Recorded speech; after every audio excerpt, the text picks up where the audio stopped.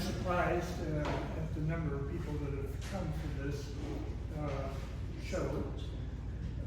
It denotes how much interest there is in our community for the Watermen and what they do. And I've been fascinated and interested and observant of Watermen my whole life down here. I'm not a born here, but I'm a come here for my whole life, and I have done a lot of things on the water. I welcome you also, and I thank those people that I paid to be here. And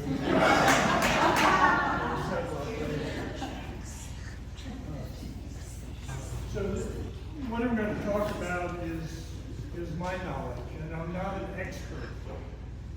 There are people in the room who are, and people in the room who have worked with water.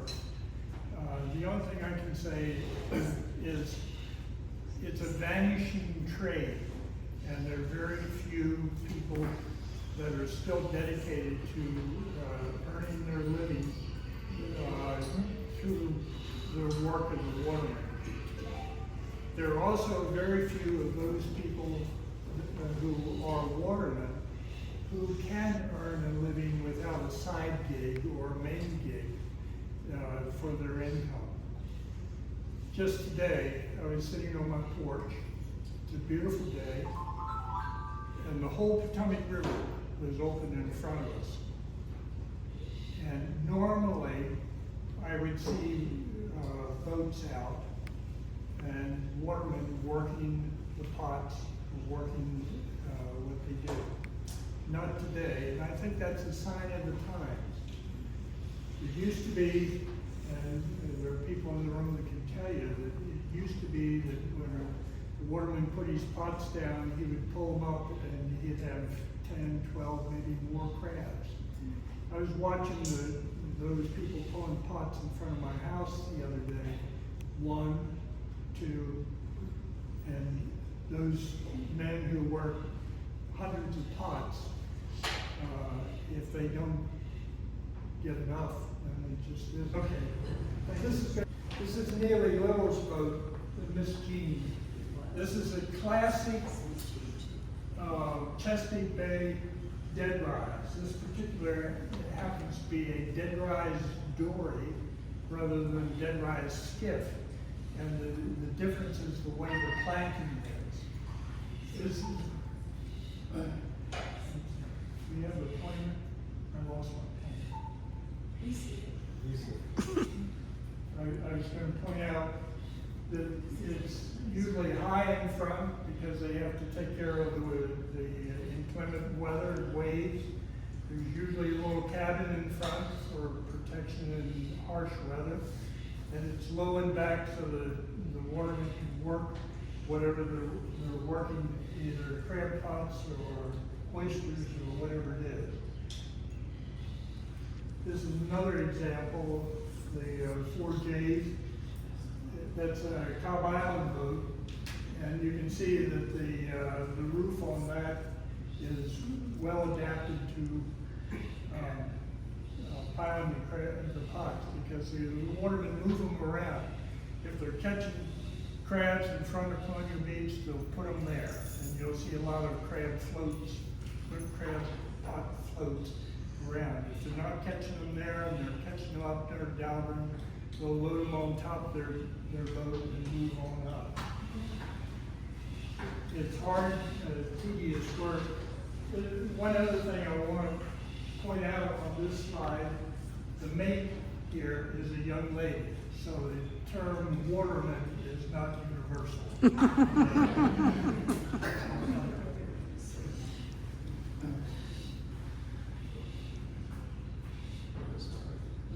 This is Elgin Nininger's boat. Who knows Elgin Nininger? You should, nearly everybody should know him, because he started, he and his wife, Betty Lou, started Shady Lane Seafood, which is still going on. Anyway, this is Elgin's boat.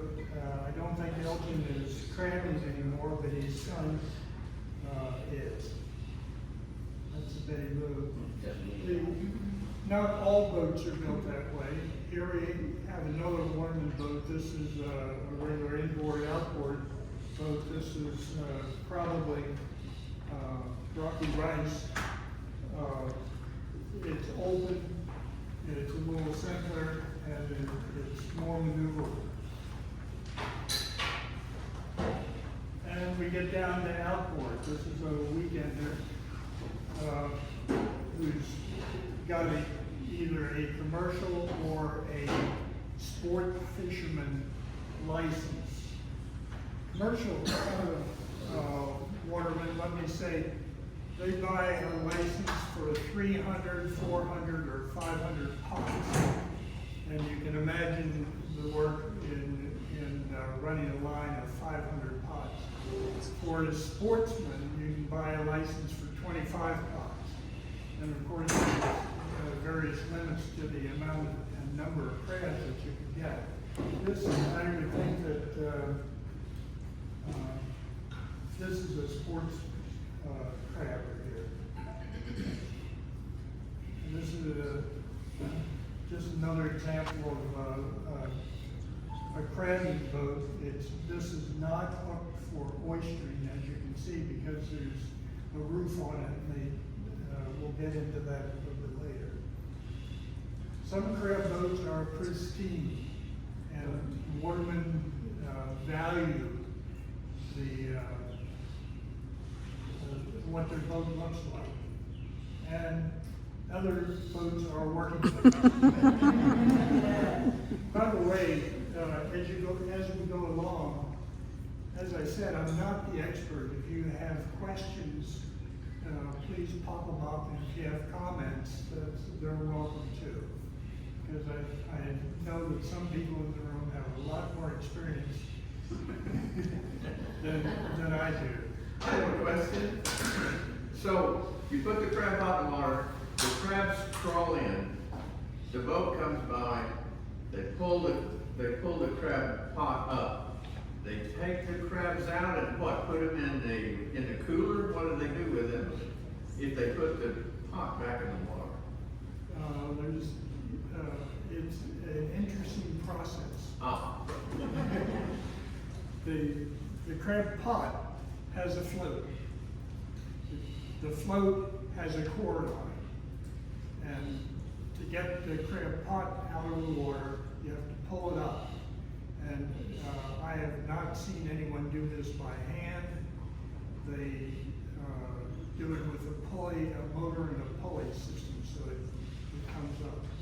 Once it's up, they open the little door on the crab pot and dump the crabs into a sorting area. This can be anything from a bushel basket to a box to what I think is a half a 20-gallon drum, for instance, because the crabs have to be a certain size. As I recall, it's for a male crab, it's 5.5 inches. If they're less than 5.5 inches, they go overboard. If they're more than that, that's fine. So after they dump them in the sorting area and sort them, then it helps to have two people, a crabber and a mate, and the pot gets rebaited and tossed overboard. I watched, we'll come to a boat called Two Boys 2, and I watched them one day, and they've got a rhythm that the mate pulls the pot, it goes over the pulley, the pulley pulls the crab up, the crabber, where the waterman dumps the crabs out, rebaits it, and tosses it overboard, and it's ready for the next pot. 60 seconds. 60 seconds. Let's see. I probably have better examples, and again, I'm not an expert with this, but I like to take pictures of the water. The Devergine is another fine example of a Chesapeake Bay dead rise. I think the Devergine was built across the river in Maryland. you can see by the next picture here, that's very low and back. This is a good model for a waterman's boat in this area, because they can both crab and pull the pots in, or they can oyster by tonging during the winter. And they need to have no roof on, for oystering, they need to have no roof on over the work area, and also a low area, low near the water. You can see that from the water line to the top of this is probably only about a foot. Why do watermen work in the morning? Easy question. Because they all have other jobs. That's probably true. It's hot in the afternoon. They work in the morning to catch their crabs, to get them to wherever they're going to be, put in a cooler so that they're for sale later on in the afternoon. There are probably other reasons too, but those are the main ones. So watermen generally work in the morning. There are some variations to crab boats. This is a trot liner. What's a trot line? A trot line is a length of rope or cord that has a piece of crab bait tied on it about every 10 feet. And it extends for almost a quarter of a mile long. So it's a long cord with a lot of bait. And it rests on the bottom of the water, bottom of the river. And the crabs, of course, go to the bait. The trot liner has this hook that the line goes over, and as he slowly goes along, the line comes up with the bait attached to it, and if the crabs are hungry, they hang on to the bait, and he scoops them up with the net, puts them to wherever it is. So this is a trot liner. Mr. Thompson over in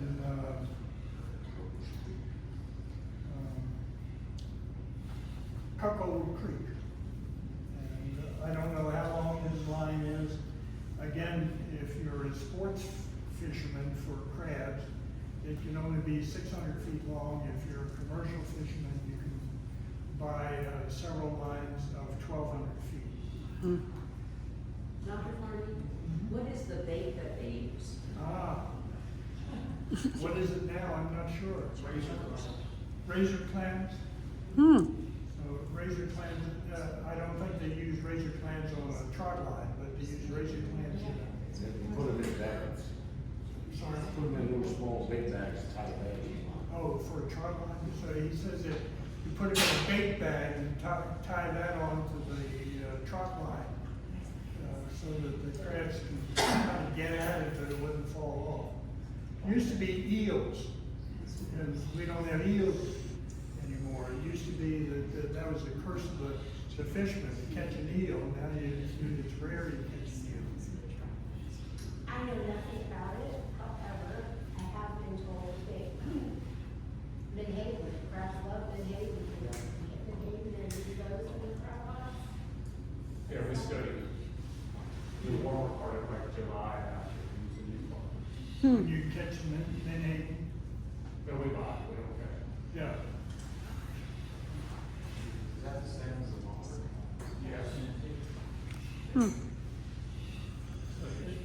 It just, we were talking about variations of watermen's boats. This is a typical oysterman's boat. You can see it's very low in the water, has no roof, so that they can stand on the gunnel and fish for their oysters with the tongs. You know about tonging? There's a number of ways to catch oysters. It used to be with the dredges, and you've all heard of the oyster wars, where the basis for the oyster wars was that Maryland owns the river, Virginia wanted the oysters, and they would go out and drag the dredge, the scoop. They'd scoop them all up. So that's against the law. So now Tommy, and I'm sorry we don't have that, is as you can see here, these long sticks, widow sticks, are attached to rake-like things that are about this long, and it's scissored so that they open them up and drop them down to the oyster bed and close them up and then bring them hand over hand up to the oyster sorting area, which you can see this kind of a platform across there. And again, they're sorted for size and viability. It's hard work. I think you This can is see the tongs in that picture. Mm-hmm. Yeah. You can see they're 3 or 4 feet, they're about 4 feet wide. I can just imagine at the end of the day, hoisting dropping those tongs down and hoisting them up.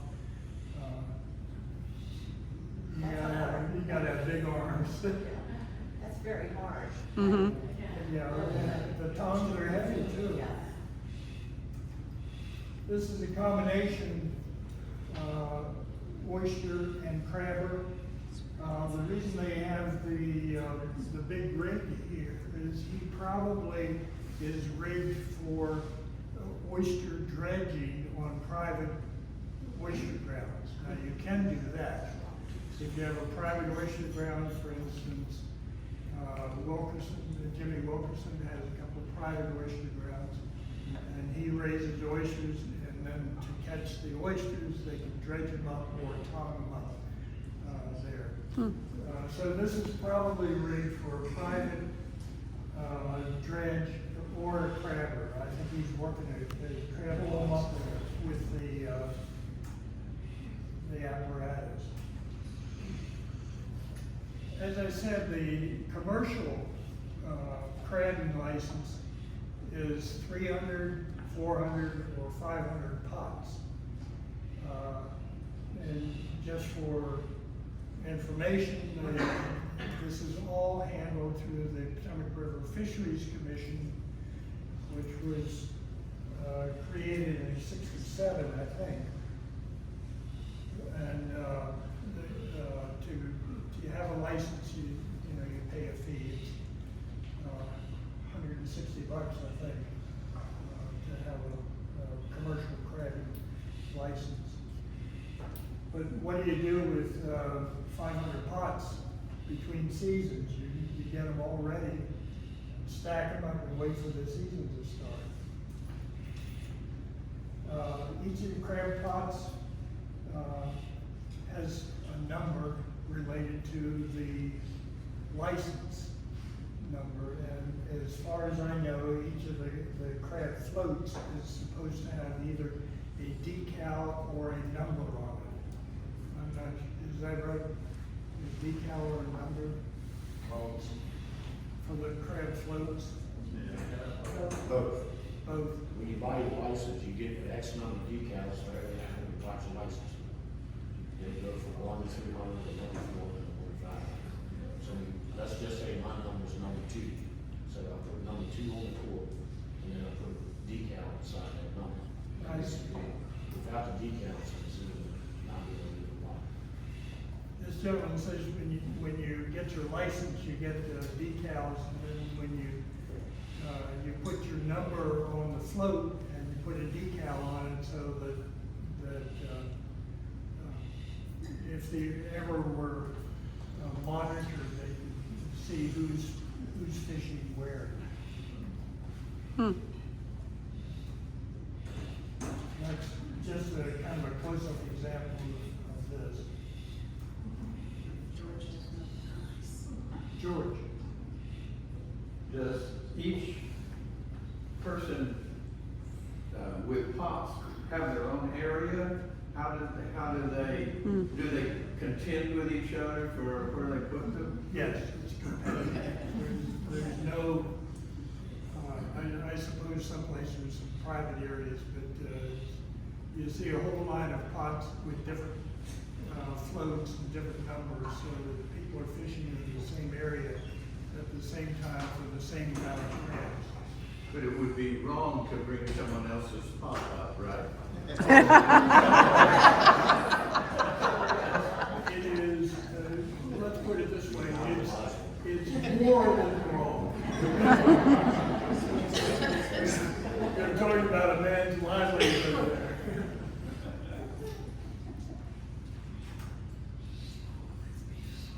So this is Roy Fenwick's chair. Oh, this is, I love this picture. This is a bygone picture. This is Parker's pier. The pier is still there. The crab shack has been converted to an entertainment place or relaxation place. The wall of licenses is not there anymore. This is an iconic picture of something that we will never see again.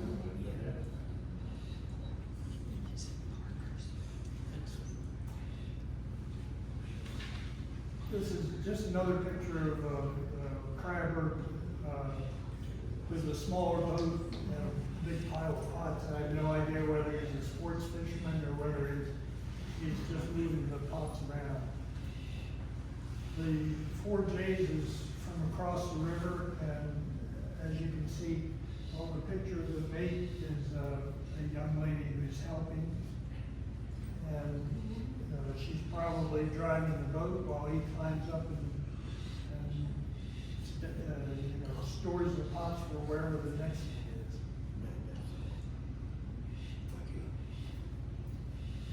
Just, I've been fascinated. I'm fascinated with the work. I admire the men who work it. It's hard work. It's a vanishing breed, for sure. This is a man, Randy Ragusa, who fished pots for a while and then couldn't afford to feed his family.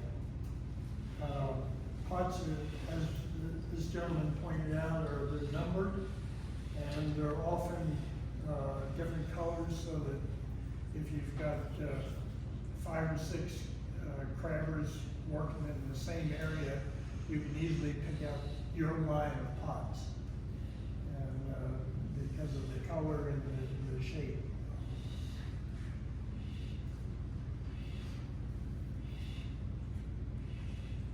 I forget the man's name. It'll come to me in the middle of the night, and I'll call you up.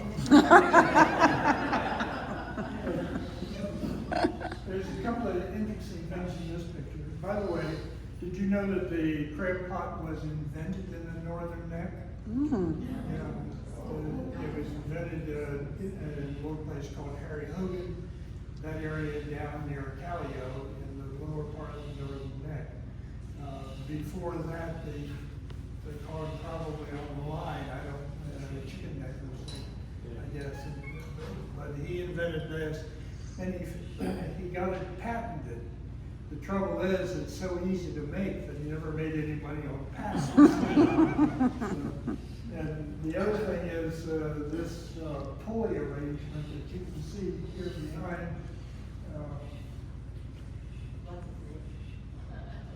What's his name? The pulley arrangement, I heard was invented by someone in the upper Westmoreland County area too. It started, the first pulley was with an automobile starter engine and a pulley, but it's shore beats pulling the crab pots up by hand. Anyway, this is an interesting picture because it's a kind of a father and son, or a grandfather and son. He's teaching the craft to a young man, whether he wants to learn it or not. I'll think of his name. These people you know.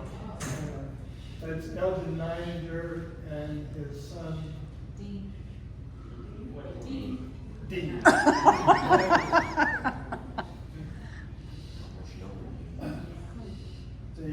This is a picture that I took probably 6 or 8 years ago, or 10 years ago, I don't remember. As far as I know, Dean's still pulling pots, and is still working, but Elgin is retired. This is. He didn't retire. He's still working. He's still what? I talked to Elgin on Sunday back in February, whenever his birthday was, and I think he was turning 88. And the next morning, he was there on sworn point politicians. Wow. That's the truth. That happened this year. He talked with Elgin, 88 years old, and the next morning he was out pulling the oysters. This is Elgin's bird, Giggle Giggle. I love the picture of the boat, and of course it's the early morning picture too. Neely Little.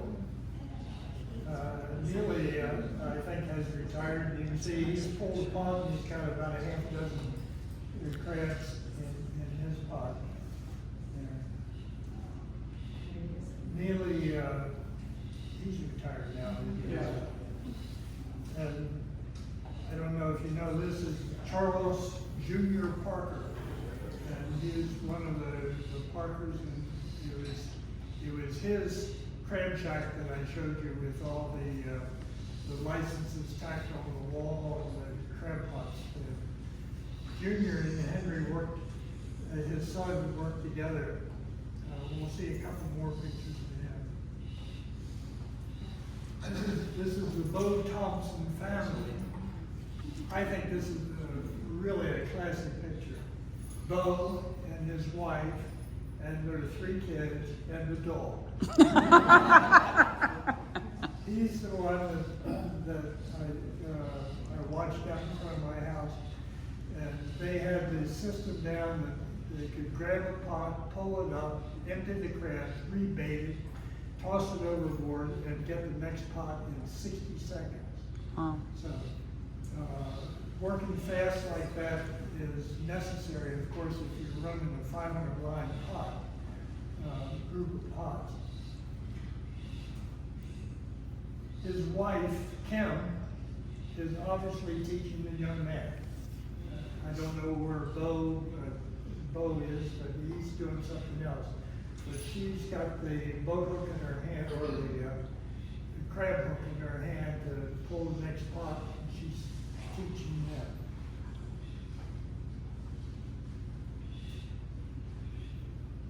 Randy Ragusa is, like I say, he's not doing waterman work anymore, but he did for quite a while. And he's got a simpler boat, but very effective. Watermen, watermen and women. That's him. That's you guys. Just say hi. You have to turn. Say hi.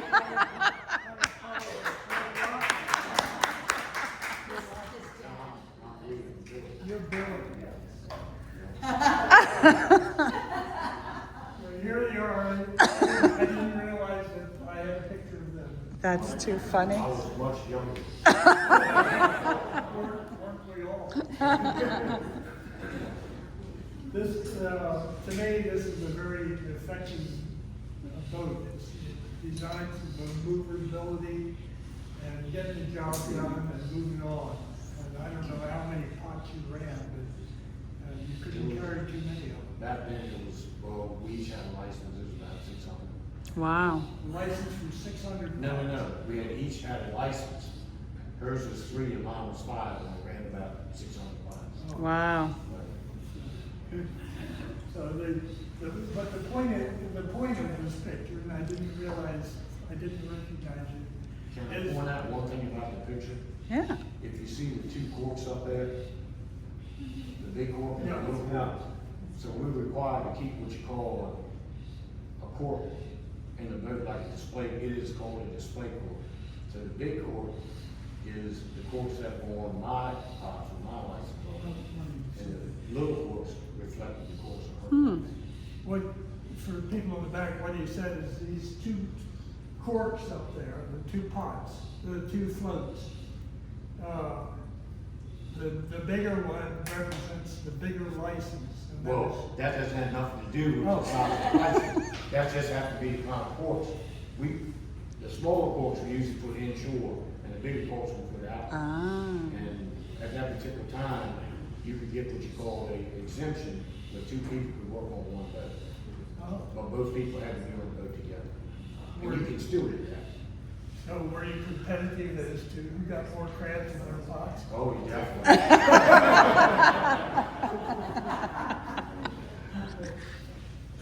Oh, that's great. I remember one day we were going along the crab, and this was on the north side, because I always thought people on the junior side were a lot friendlier, a lot easier to work around. And there's another guy that actually was our neighbor, he was coming towards us, and I told him, Linda, I said, he's set right in between both of your roads. I don't believe it's too tight, he shouldn't be coming out there, but he was. So the two rows of pots, which leads me into another story, but two lines of pots. And then he said that one was Melinda's and one was Billy's, and somebody put a line of pots down in the middle. It was pretty tight, I was forgiving her all the time. You remember too. Now, I asked, how often do you get your, the pot line tangled in the propeller in your boat? Not very often, but it does happen. It happens. Kitties out there driving by pots. I watched one time, and I don't remember, maybe it was you, Billy, ran a line of pots, one after another. And then they have parallel lines of pots.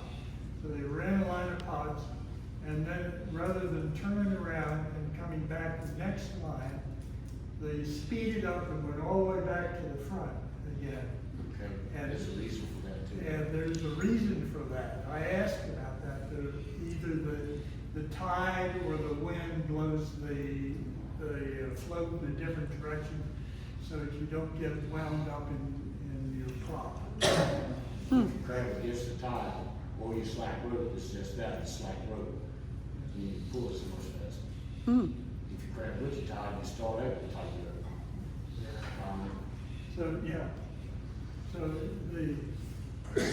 he said if you crab it with the tide, it pulls the rope taut and you don't have to worry about it getting wrapped up. But if you're against the tide, if you're against the tide, then the rope gets fouled. Did I interpret it correctly? Yeah, when you go against the tide, let's just say for instance, you fished in 10 feet of water and you got 20 feet of rope. Well, you got 10 that's slack. You go zzz, that's gone. You pull it, don't get your strain on it until you start pulling it out. So Yeah. How many, just for curiosity, out of, you all were fishing 800 pots at one time. How many pots do you lose because the floats get cut off? It's not all that hateful, it depends on where you're working at. Probably a couple dozen a year, maybe, something like that. And then you. 4th of July is always the hot lit though, because everybody's taking the road at nighttime. So they're not trying to avoid the. Well, it's maybe not so much they're not trying to, they can't see them in the first place. Right. There's two places to avoid the 4th of July, the mouth of this creek and the mouth of Creek Down. Hot zones.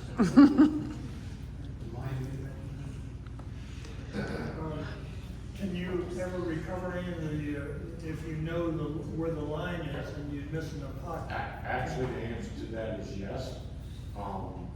If you're in shoal water and you're running your line nice and straight and you got a good enough depth line, you're actually showing the pipe on the bottom.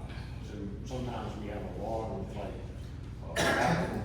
throw it overboard and get your bottom. Occasionally you get something back that's not worth much, because the boat's going really fast, it jerks so hard, it'll bend Just it. bend it where you can't bend it back. He said if you have a, for people in the back of the room, if you have a nice straight line of pots, and somebody cuts your line, you know, with that or something like that, that if you know about where the pot is, if you know about where the pot is, you can probably pull it up with a. You can retrieve them sometimes. So it's not a total loss. You make your own pots? No, sir. If I did, I wouldn't have called them credit.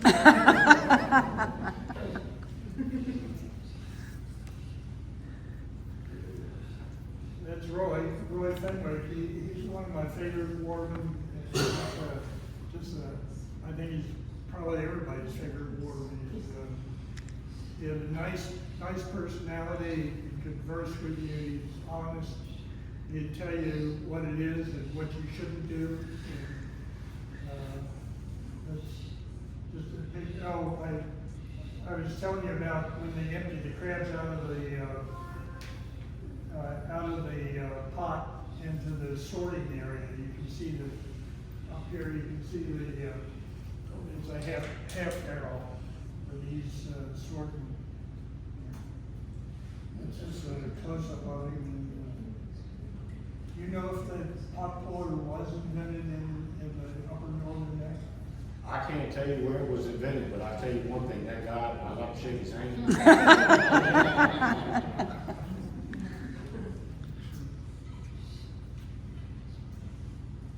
Dr. Fahrney, how do these watermen make a living when it's not summertime and they're not crabbing? I mean, I know you said some do oystering, but you were talking about the hardship of feeding your family on the watermen's income.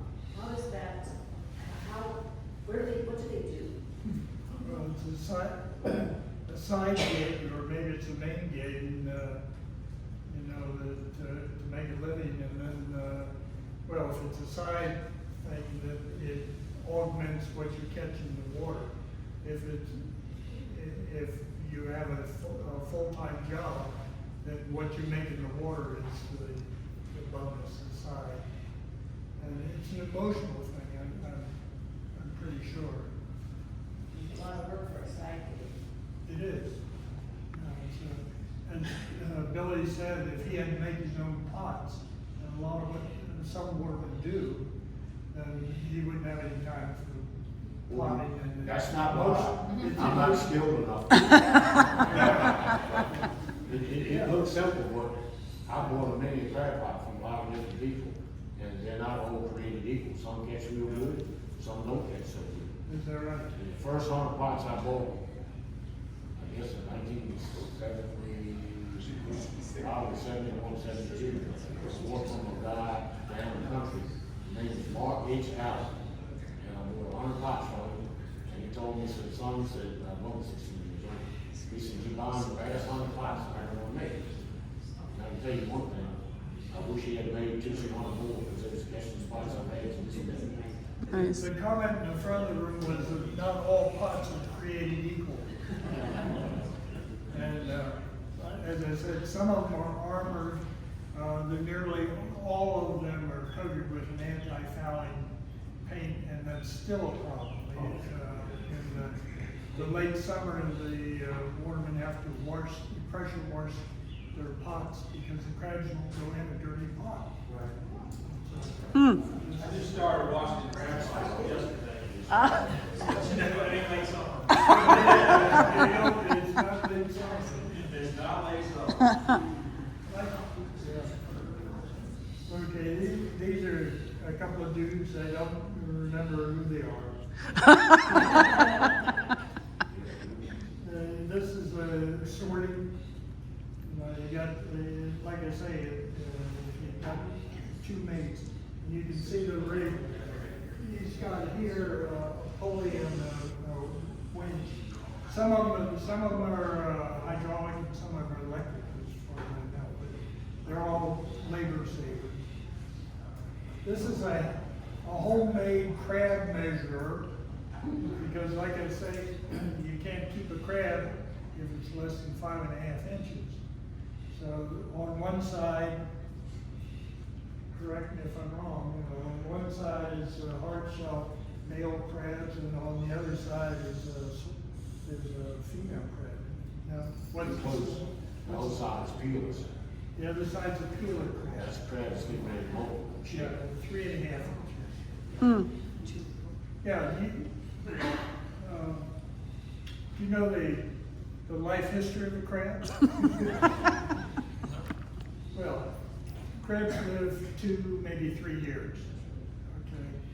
Okay. The first year, when they're born, they're little wormy little things that don't have any shape of a crab at all. But with their exoskeleton, they shed this shell and get bigger. They shed the shell and get bigger. They shed the shell and get bigger. And then in a month or 6 weeks into the season, then they begin to look like a crab, and they continue to shed their shell and get bigger. And I think you can say that each time they molt, each time they shed their shell, they become a soft shell, and they grow in size about a third or maybe even more in some cases. And this happens repeatedly, so that there, for one crab, there may be 40 or 50 molts before they get to be Wow. one size. Just to get into the history, a little bit of the anatomy of the crab. The male crab, the Jimmy crab, he sheds his shell and is a soft shell crab for a while, and then gets the shell gets hard and so forth. Crabs can only mate. You'll love this analogy. Crabs can only mate when the Jimmy's hard and the female is soft.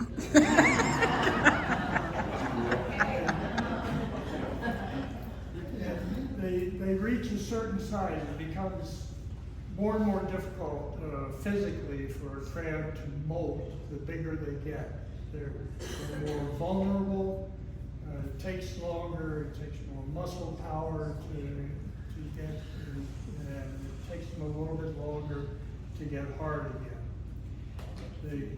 The male crab, well, let me put it this way: the female crab, when she's getting ready for her last molt, after she molts and is a soft crab for the last time, when the apron on their belly goes from a triangle to a shield, like that, that's the female crab's last molt. They don't get any bigger, rarely. They don't get any bigger than that. And when she molts and it goes from this to this, that's when they can the crabs can mate. To catch peeler crabs are interesting and desirable for a number of reasons. We all know about peeler crabs being good bait for fish, but they're also, when you get a peeler crab, it's getting ready to become a soft crab. And the soft shell crab is, of course, is a delicacy. They're highly desirable and they're good. So it's interesting that, to me anyway, it's interesting that to catch peeler crabs, a lot of them are females, and Watermen can tell at a glance whether it's a peeler crab or not because of the way the little red ring is around their major flippers, or at the tips of their claws. They say that the female crab is wearing lipstick because she's getting ready to mate. Where was I going with that?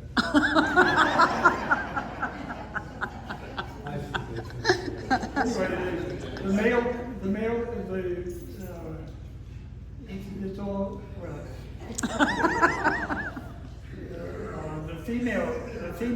the way they catch peeler crabs for females, they put a Jimmy crab, a rank Jimmy, a big Jimmy crab, big male crab in the bait box, in the bait tube, and the females come in, and they're all peelers. They're all ready to mate, and he's sitting there in the bait box. It's when in nature, and in this area, we're now struggling with all kinds of water problems because we got no eelgrass where the crabs can hide. There's no water grass where the crabs can hide.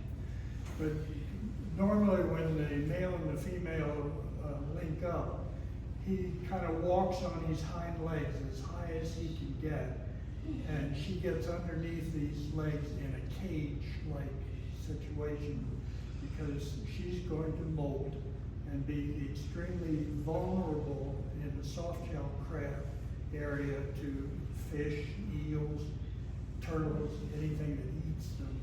And so he protects her with these four legs on each side of these pinchers, these claws, until she molts. And then they mate in that soft condition, and he stays with her for another 12 to 48 hours to protect her until she becomes a hard-shell crab. And of course, they mate, and she's fertilized, and she produces not that season usually, but the next season. She stores the sperm package until the next season when she becomes a sponge crab. That is, her belly is swollen outside of the apron with these eggs, these fertilized eggs. And if everything works well, and she's got protection such as eelgrass or some other things, and these little crabs begin to develop. As I said before, they start out as just little tiny things and have about 40 molts until they get to be adults. That's the second year. At the end of the second year, then the females or sooks don't molt anymore, and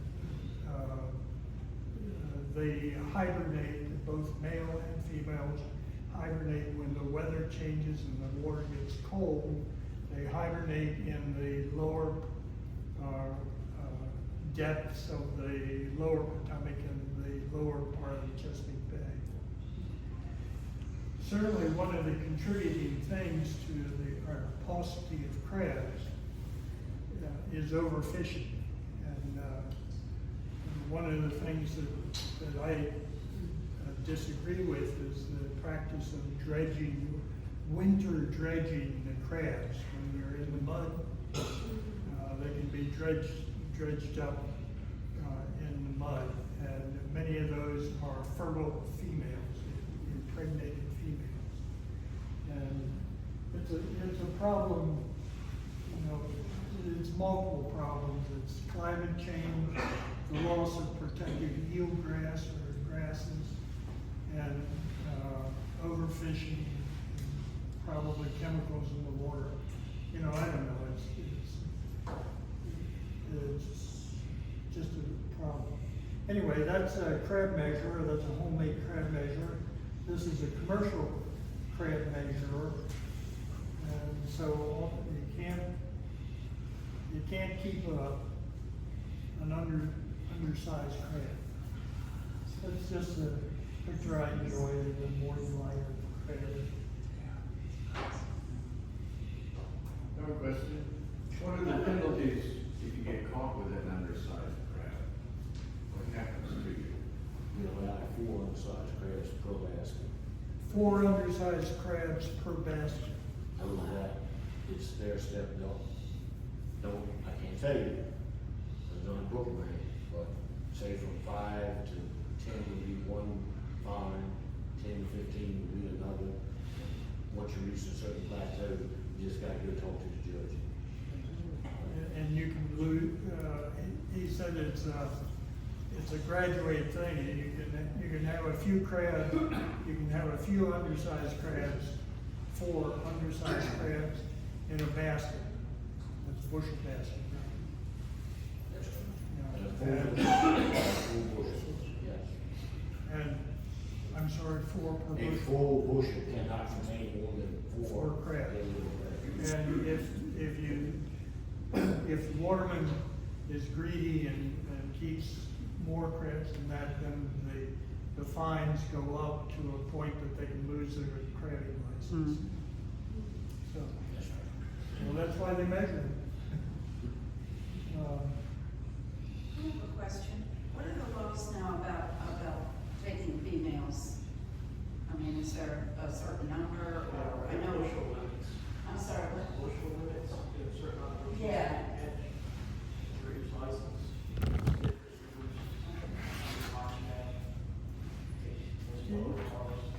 Do you remember, We didn't get females at all. yeah, do you remember right offhand? In the Potomac River is 13 bushels for a 300 pot license. 13 bushels for a 300 pot, but how many females? That's only a big number. 13 bushels. 13 bushels. Then it changes in common year, goes down to 8 and goes around there. So it's you can see, it's a regulated, on top of everything being hard work, it's regulated the best they can do. And it's controversial, of course, negotiating. Excuse me, this is probably a silly question. I don't know anything about crabbing, I don't know anything about watermen. What's the difference between a male and a female crab? That much. You, I mean, you mean, what's the difference, how can you tell? you mean in the You pick them taste? up in their ear, how can you tell? In the taste, oh, how do you tell? Yes, sir. Oh, a male crab has a apron on the underside, has an apron that's kind of pointed and looks like the Washington Monument or a point. And a female crab, an immature female crab, not ready to mate, has a triangular apron. And when she's ready to mate or has mated, then it becomes a shield-like. Capital.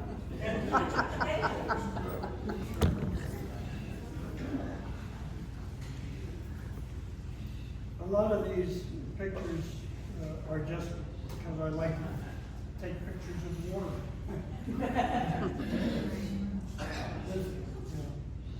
Let's talk about oysters.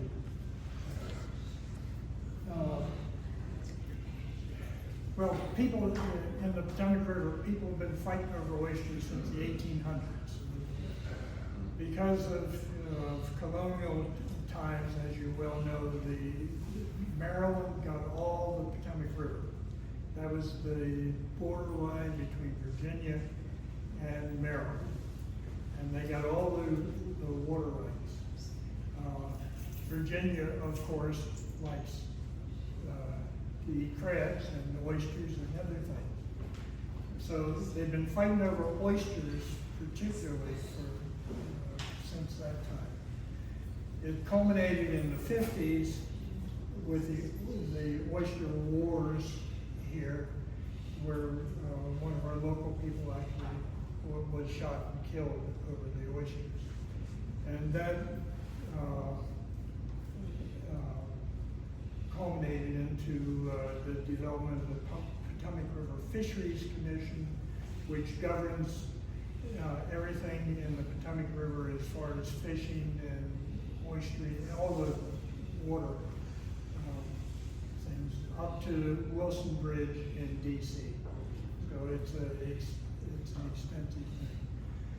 I have to tell you that in the colonial time, well, John Smith, of course, had trouble navigating the Potomac because of the oyster shores. In the War of 1812, just as a sidelight and interesting, the British could not attack Washington, which they wanted to, with their ships, because they could not navigate the shoals of oysters in the river. There were that many Wow. oysters in the river. And they didn't know the channels. And on the same thing, the colonists had a ship that had lots of guns on it, and they could not get down the river because they didn't know where the shoals, the oyster shoals were. There were so many oysters, so they unloaded their guns, took them by land, and loaded them up again and further down. The British gave up with their idea of attacking Washington with the ships, and they went overland and attacked Washington with a force of their militia or their marines, but they couldn't get up. That's how many oysters there were in the river. As I said, except for private beds, all the oystering now is done by tonging, and this is a group of tonging boats up near the Morgantown power plant. There. By the way, I'll go over it again. There's a real nice picture book that Jason Trivet made of these oystermen tonging out there. And this picture you've seen before, but you can see the long scissor-like wooden handles called widow sticks. This is a picture of Junior and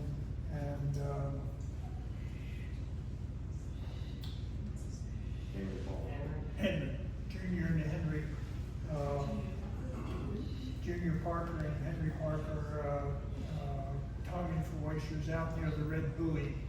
There, the Gumbar Shoal, or near Gumbar Point, is all part of the Kettle Bottom Shoal. Another picture of Junior and Henry. And you can see the flat piece there where they're sorting oysters, either for size or non-viable oysters, and they toss over the ones that don't work. That's a nice picture. This is one of my favorite pictures of Miss Gladdy, again, Junior and Henry Parker coming in the snow. You know, watermen have a hard life, and they were out oystering in the snow. Where were you when you took that picture? I was on a pier. This is a scene that you won't see again. This is an oyster buy boat.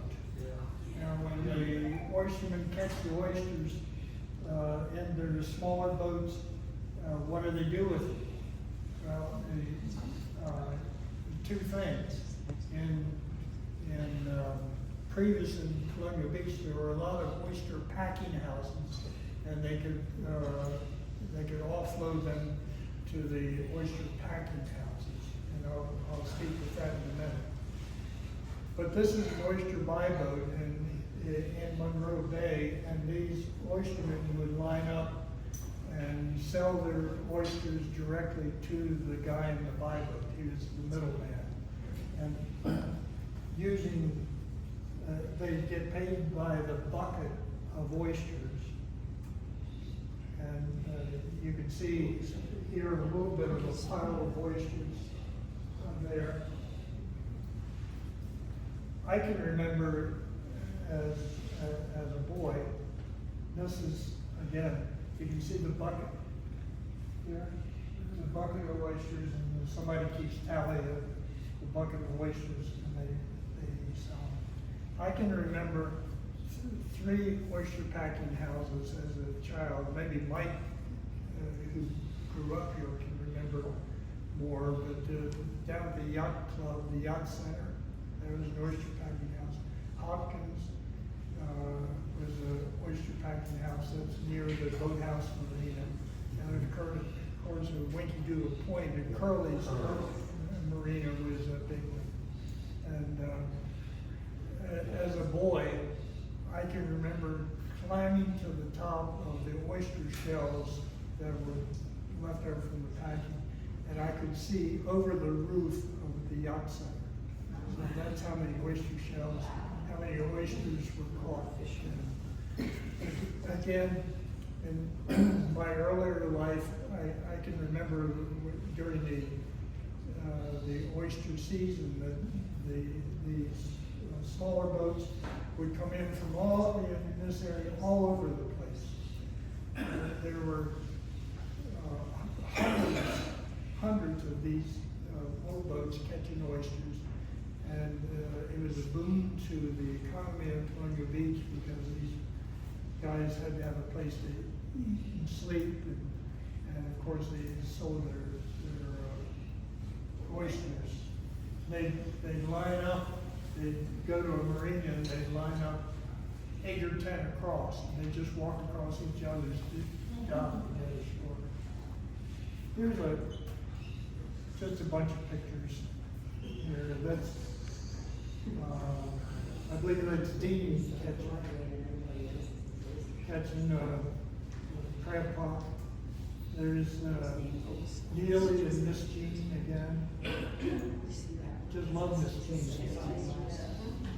You do, don't you? Yeah, a lot of them.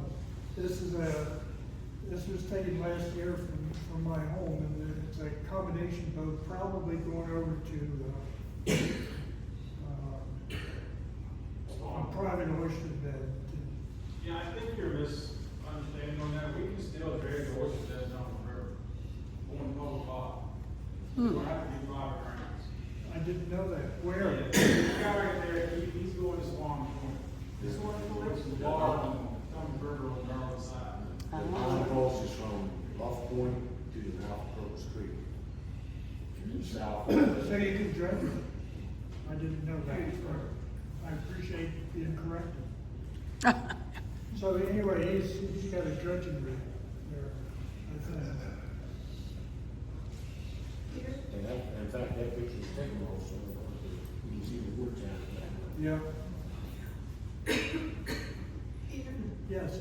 I know they have a schedule out, but does Dahlgren, the base, give the watermen a chance to finish what they're trying to get done in the morning before they start shooting?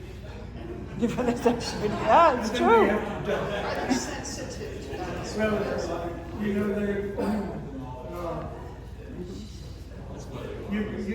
you guys can correct me, but Dahlgren has a ring of yellow buoys around, and when they're shooting, you're not supposed to go inside the yellow buoys. I don't, my understanding is that most of the crabbing is on the outside of the yellow buoys anyway, because that's the depth that crabs like. There.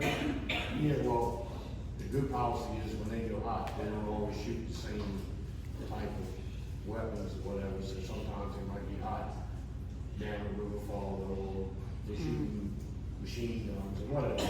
And you just communicate with the range control, and they'll tell you where you can go, where you can't go. But Melinda's favorite thing was, we'd be crabbing, and I'd call Station 9, and at that particular time, a good friend of mine, I worked with, his name was Larry Bond. And I said, Larry, are we all right for you yet? He said, I think you're all right there. The comment here in the front of the room was that he calls up the range station if they think they're going to be shooting where they're fishing. So, I will tell you this, one time we were crabbing and they dropped around, it was not that far from us, and it got my attention, you remember it. And so I called Larry back up and said, Larry, I said, you sure you're looking at me? He said, that one got away from us a little bit, he's still all right.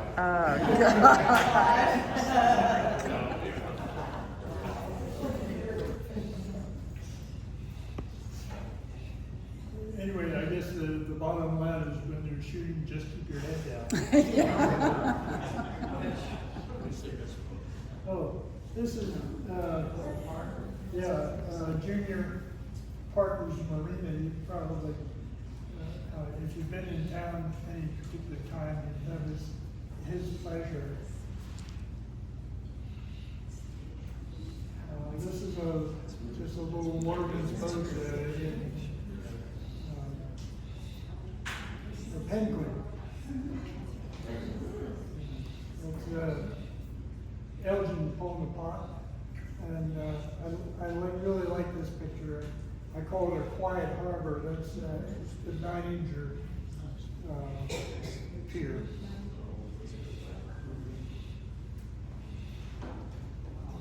Again, Randy Ragusa.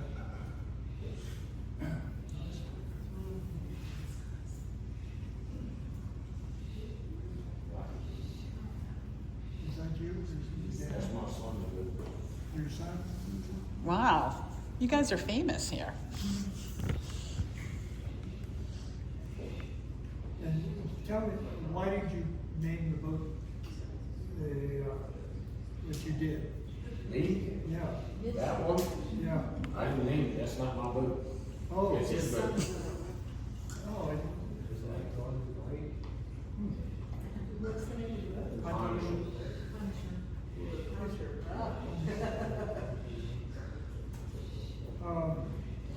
I don't know an awful lot about rockfish. Most of the watermen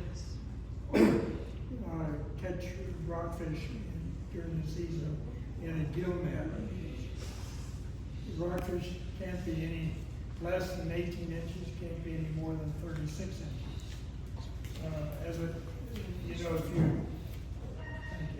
If you have a chance, it's well worth it to go to the museum here, and they have a little room out in back that has a lot of waterman interesting memorabilia and things to see, including a rockfish that's probably 4 feet or more. It's big. My cousin.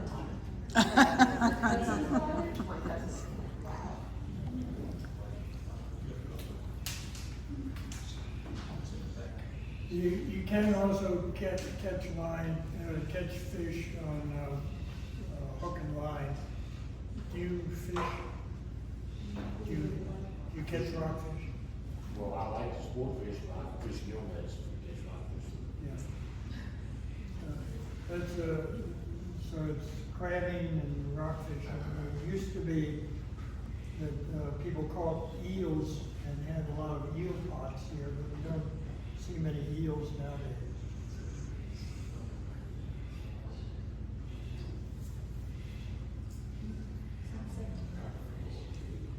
And again, that's Roy Fenwick.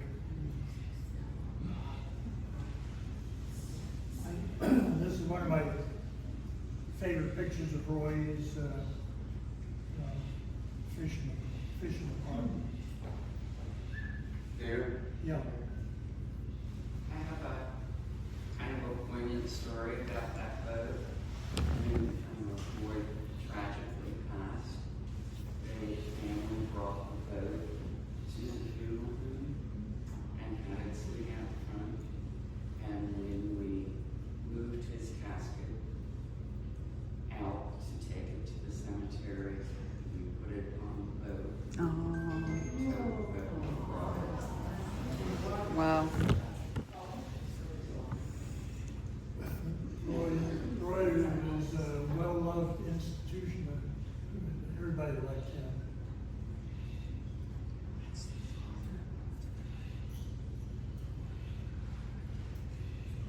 I have a question. Yes. Between what they're shooting into the river and then all these leakages that they're just, they want to use or whatever, the sewage plant, is that not affecting the quality of the crabs, oysters, fish? The answer, I think, is we don't know. We do know, and there's a lot of information, if you want to go, and I can go on this about an hour. I knew this conversation would come up, but UQ has a great website with all kinds of information on it. But just a couple fun facts, the river cleans itself out in 10 to 15 days. Oh. Tip to toe, which certainly. Huh. There was 235 million gallons of sewage dumped on the interceptor road. Where that interceptor broke at That river flows at 7 billion gallons a day. The water samples, and this may probably, excuse me, tell me more or prove it, but the water levels never got terrible bad below Woodrow Bridge. They never even remotely got close down. What about the site? We go to Southern. There's a 16% in settlement in that river from that intersection. I'm sorry, say that again. I tell you what, if we can pull it up on the computer, the sediment, a 16th of sediment in the river, 16% of sediment in the river from the Suffolk River. So the water level, they ran 36 samples right here from Colonial Beach to Woodrow to Paradise Bridge, and none of these samples were ever even remotely changed during the whole time of that. And Peter and Jody, don't the river keepers test that, retest She's the now river? she's called river keeper, Okay. but the river keepers is what the river keepers is. You gotta go up DEQ and DEH in the Maryland Water Company, right? Right. They're their own, Yeah. so,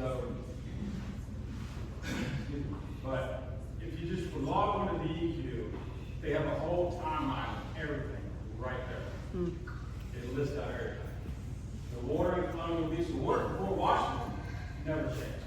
Down. I appreciate that first line information.